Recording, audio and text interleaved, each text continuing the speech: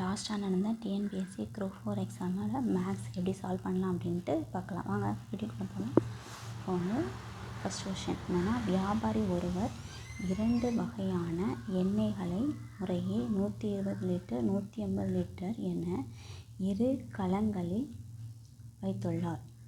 சம அளவு கொண்ட கலனில் அந்த 2 எண்ணெய்களை நிரப்பி விற்க விரும்பினார்.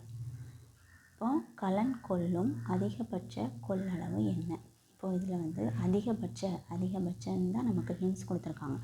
அந்த அதிகபட்ச அப்படின்னா மீ போ வா HCF வந்து கண்டுபிடிக்கணும். அதிகபட்ச அப்படின்னா இப்போ இதில் இப்போ 120 லிட்டர் 150 லிட்டர் அப்போ ரெண்டுக்குமே HCF கண்டுபிடிக்கணும். HCF கண்டுபிடிக்கணும். இது வந்து காமனாக 6க்கு போகும். 6 போனால் 60 போனாலும் ஓகே தான். ஃபஸ்ட்டு நம்மலேருந்து கொண்டு போவோம். 6க்கு போச்சுன்னா என்ன ஆகும்?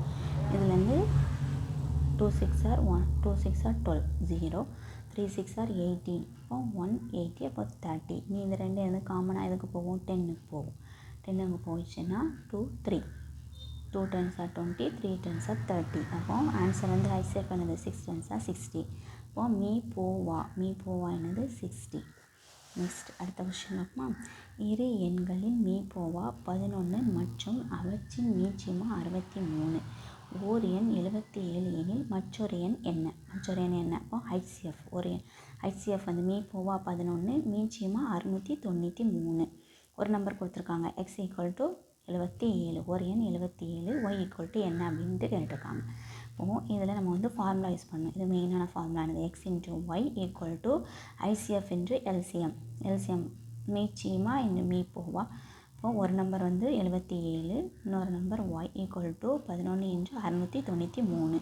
இப்போ இதில் என்ன ஆகும்? Y = இந்த ஒய்யை மட்டும் இங்கே வச்சா இந்த சைடு போகும்போது இந்த மல்டிப்ளிகேஷனில் இருக்கிறது இங்கே போகும்போது டிவைட் ஆகுச்சுன்னா Y = இப்போ இது வந்து கட் பண்ணணும். இது வந்து இது 11 பார்த்து போகும். 11 7 11 77. இப்போ இதை கேன்சல் பண்ணால் நெக்ஸ்ட்டு 1 7 7 9 7 63. இதில் மீதி அந்த பேலன்ஸ் வந்து 6 இருக்கும். அப்போ இதை சேர்த்தா 3 63 அப்போ 9 7 63. அப்போ ஆன்சர் Y = 99. அப்போ மற்றொரு எண் வந்து 93. X = 77 Y = 99. So thanks for வாட்சிங்.